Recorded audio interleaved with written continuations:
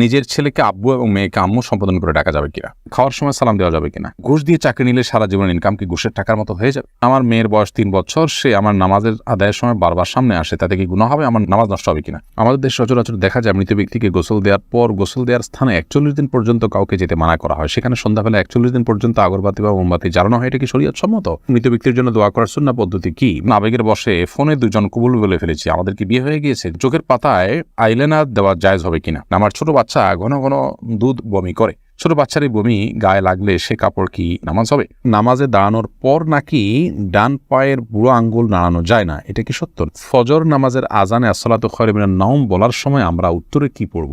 অনেক বয়স হওয়ার পরও আমার বড় ভাই বিয়ে করছে না, পরিবার চাচ্ছে আমাকে বিয়ে করাতে, কিন্তু আমি সমাজের মধ্যে লজ্জিত হয়ে যাচ্ছি, আমার কি করণীয়? চলুন তাহলে আর বিলম্ব না করে আপনাদের প্রশ্নের উত্তর দেওয়ার আলোকিত ভবনে আমরা প্রবেশ করি এবং শুরু করি আমরা প্রশ্নোত্তর দেওয়ার পালা। আবু রেজা ইনুর আপনি লিখেছেন, আমার ছোট বাচ্চা ঘন ঘন দুধ বমি করে, ছোট বাচ্চার এই বমি গায়ে লাগলে সে কাপড় কি নামাজ হবে? বাচ্চা যদি বমি করে এবং সেটা আপনার কাপড় লেগে যায়, অবশ্যই যে অংশে লাগবে সে অংশ নাপাক হবে, অংশ আপনি ধুয়ে ফেলবেন, বাকি কাপড় পাক আছে বাকি থাকবে, যেটুকু লাগবে সেটুকু ধুয়ে ফেললে পাক হয়ে যাবে। এইচএস সাথে আপনি লিখেছেন, পার্লারে কোকড়া চুল সোজা করলে কি গুনাহ হবে? কোকড়া চুল আপনার যদি মনে করেন যে এটা আপনার সৃষ্টিগত একটা সমস্যা, আপনার এটা রোগের মতো অস্বাভাবিকতা আছে এর মধ্যে, তাহলে সেক্ষেত্রে এটা সোজা করার জন্য আপনি চেষ্টা করলেন এবং ব্যবস্থা নিলেন, তাতে ইনশাআল্লাহ গুনাহ হবে না। রেজাউল আমিন আপনি লিখেছেন, অনেক বয়স হওয়ার পরও আমার বড় ভাই বিয়ে করছে না, পরিবার চাচ্ছে আমাকে বিয়ে করাতে, কিন্তু আমি সমাজের মধ্যে লজ্জিত হয়ে যাচ্ছি, আমার কি করণীয়? লজ্জিত হওয়ার কিছু নেই। বিয়ে বড় ভাইয়ের আগে ছোট ভাই করলে যে কোনো গুনাহ হয় এরকম না, এটাকে দোষণীয় মনে করাটা আমাদের সমাজের ত্রুটি বরং। অতএব সমাজের ভুল ভাঙার চেষ্টা করাটা দোষণীয় কিছু না। আপনার পরিবার যে আপনাকে বিয়ে করতে চাচ্ছে এটাই তো শুকর আদায় করার মতো বিষয়। যে অনেক পরিবার তো বড় ভাই বিয়ে না করলে ছোট ভাইকে আটকে রাখেন, আপনার বড় ভাই আটকাচ্ছে না, আমার মনে হয় আপনার বিয়ে করতে আগ্রহী হওয়া উচিত। নারুজ্জামান সরকার এআইডি থেকে আপনি লিখেছেন, ঘুষ দিয়ে চাকরি নিলে সারা জীবনের ইনকাম কি ঘুষের টাকার মতো হয়ে যাবে? না, ঘুষের টাকা দিয়ে ঘুষ দিয়ে যদি চাকরি নেন, চাকরিটা যদি হালাল হয় তাহলে আপনার সারা জীবনের ইনকামটাই হারাম হয়ে যাবে, এটা সেরকম না। তবে ঘুষ দিয়ে চাকরি দিয়ে যে অন্যায় করেছেন সেটুকু আপনি হারাম কাজ করেছেন এবং তার জন্য আল্লাহর কাছে আপনাকে তওবা করতে হবে, ইস্তিগফার করতে হবে এবং গুনাহ থেকে বেরিয়ে আসার জন্য চেষ্টা করতে হবে। পরবর্তীতে যেন আর কখনো না হয় বলে সে চেষ্টা করতে হবে, কিন্তু পরবর্তীর উপার্জনগুলো আপনার এর কারণে সবগুলো হারাম হয়ে যাবে না। শিহাব আপনি লিখেছেন, খাওয়ার সময় সালাম দেওয়া যাবে কিনা। খাওয়ার সময় সালাম দেওয়া নেওয়াতে মৌলিকভাবে কোনো অসুবিধা নেই, যদি ডিস্টার্ব ফিল না করেন যাকে সালাম দিয়েছেন তিনি, তাহলে সেক্ষেত্রে খাওয়ার ফাঁকে ফাঁকে আমরা কথা বললে সেটা যেরকম নাজায়েজ নয়, ঠিক সালাম আদান প্রদান করলে সেটা নাজায়েজ নয়। আমরা অনেকে মনে করি খাওয়া আর ইবাদত করা সমান, খাওয়া আর নামাজ পড়া সমান, এরকম অনেক মুখরোচক কথা বা অনেক বলি আমরা শুনতে পাই, এগুলোর কোনো ভিত্তি নেই। নামাজ এরকম কথা বলা যায় না, সালাম দেওয়া যায় না, খাওয়ার সেরকম কথা বলা যাবে না, বোবার মতো বসে খেতে হবে এবং সালাম দেওয়া যাবে না, এরকমটা আমরা অনেকে মনে করি, এটা সঠিক নয়। আশরাফুল হক শুভ আপনি জানতে চেয়েছেন, আমাদের দেশ সচরাচর দেখা যায় মৃত ব্যক্তিকে গোসল দেওয়ার পর গোসল দেওয়ার স্থানে 41 দিন পর্যন্ত কাউকে যেতে মানা করা হয়, সেখানে সন্ধ্যাবেলা 41 দিন পর্যন্ত আগরবাতি বা মোমবাতি জ্বালানো হয়, এটা কি শরীয়ত সম্মত? কোনো জায়গায় মৃত ব্যক্তিকে গোসল দেওয়া হলে সেখানে এই প্রথাটি আমাদের সমাজে অনেক ক্ষেত্রেই প্রচলিত আছে, যে আগরবাতি বা মোমবাতি ইত্যাদি সেখানে আপনার জ্বালানো হয় এবং সন্ধ্যাবেলা 41 দিন পর্যন্ত এই কাজটি করা হয়, কেউ সেখানে যেতে চাইলে নিষেধ করা হয়। এটি সম্পূর্ণ কুসংস্কার এবং এ ধরনের বিশ্বাসগুলো শিরকি বিশ্বাস, কুসংস্কারচ্ছন্ন বিশ্বাস, এর বেশিরভাগই এসছে হিন্দু সমাজ থেকে। একজন মুসলমানের এই সমস্ত কুসংস্কারকে বর্জন করা উচিত। যেখানে গোসল দেওয়া হবে সে জায়গার বিশেষ কোনো বিধান নাই, সেটা অন্য 10টা জায়গার মতোই একটি জায়গা। এমনি আরিফুল ইসলাম জানতেছেন, মৃত ব্যক্তির জন্য দোয়া করার সুন্নাহ পদ্ধতি কি? মৃত ব্যক্তির জন্য আল্লাহ তাআলার কাছে সাধারণভাবে দোয়া করবেন, আল্লাহ আপনি তাকে মাফ করুন, ক্ষমা করুন, ইস্তেগফার করবেন, কায়মন ওয়াক্যে আল্লাহর কাছে তার পক্ষ হয়ে সুপারিশ করবেন, ক্ষমা চাইবেন। এসএচ রুবেল, এছাড়া বিশেষ কোনো পদ্ধতি নেই, একত্র হতে হবে, লোকজন জড়ো করতে হবে, হুজুরদেরকে নিয়ে আসতে হবে, এমন কোনো কথা কোরআন হাদিসে আমাদেরকে বলা হয়নি। আমির আনুর আপনি লিখেছেন, চোখের পাতায় আইলাইনার দেওয়া জায়েজ হবে কিনা। আপনি আইলাইনার যদি দেন বা সাজসজ্জার জন্য দেন তাহলে সেক্ষেত্রে চোখের সৌন্দর্য বৃদ্ধি করার উদ্দেশ্যে দিতে পারেন, স্বামী থাকলে স্বামীকে প্রদর্শন করবার জন্য, কিংবা মাহারামদের সামনে শুধুমাত্র এটি প্রদর্শিত হবে।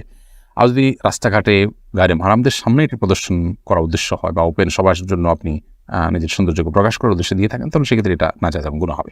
ফখরুল ইসলাম মাহিন আপনি লিখেছেন, আবেগের বশে ফোনে দুজন কবুল বলে ফেলেছি, আমাদের কি বিয়ে হয়ে গিয়েছে? জি না, বিয়ে তো সহজ নয় যে আবেগের বশে দুজনে কবুল করে বলে ফেলছেন আর বিয়ে হয়ে গেছে। দুজন সাক্ষীর সামনে প্রস্তাব এবং কবুল হবে এবং অন্যান্য শর্তাদি পাওয়া যাবে, তখন সেক্ষেত্রে সেটি বিয়ে শরিয়ার দৃষ্টিকোণ থেকে বিশুদ্ধ এবং আপনার সঠিক বিয়ে হিসেবে বিবেচিত হবে। মাহমুদুল হাসান ভুঁইয়া আপনি জানতে চেয়েছেন, ফজর নামাজের আজানে আসসালাতু খায়রুম মিনান নাওম বলার সময় আমরা উত্তরে কি পড়ব? এক্ষেত্রে জমহুর ফোকাহা বা বেশিরভাগ ইমামগণের মত হলো সদাকতা ও বারারতা। আসসালাতু খায়রুম মিনান নাওম মানে হলো সালাত বা নামাজ, এটা ঘুম থেকে উত্তম। এটি যখন মুয়াজ্জিন বলবেন তখন তাকে বলতে হয় সদাকতা ও বারারতা, অর্থাৎ হে মুয়াজ্জিন তুমি সত্য বলেছ এবং ভালো বলেছ, ভালো কাজ করেছ। এই কথা বেশিরভাগ ফোকাহা একরাম বা জমহুর ফোকাহা একরাম বলতে বলেছেন মুয়াজ্জিনের জবাবে, এবং একটি রেওয়ায়েতে এটি এসছে, যদিও রেওয়ায়েতটা সনদকে অনেক মুহাদ্দিসগণ যায়ীফ বলেছেন। আর এই কারণে অন্য একদল উলামা ইকরাম বলেন যে আসসালাতু খায়রুম মিনান নাওম যখন বলবো আমরা, মুয়াজ্জিন যখন আসসালাতু খায়রুম মিনান নাওম বলবে আমরাও আসসালাতু খায়রুম মিনান নাওম বলবো। এর কারণ হলো যে আসসালাতু খায়রুম মিনান নাওম এই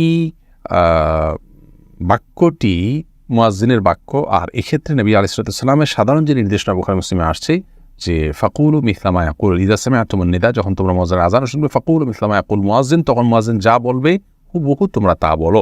শুধুমাত্র হাইয়া আলাস সালাহ হাইয়া আল ফালাহর মধ্যে নবী আলাইহিস সালাম ওই হাদিসে লা হাওলা ওয়া কুওয়াতা ইল্লা বিল্লাহ বলতে বলেছেন। অতএব দুইটা বাদে বাকি সবগুলোতেই ওই হাদিসের সাধারণ যে নির্দেশনা সেটা অনুযায়ী আসসালাতু খায়রুম মিনান নাওম শুনলে আসসালাতু খায়রুম মিনান নাওম অর্থাৎ হুবহু এটা অনুকরণ করার নির্দেশনা দিয়ে থাকেন।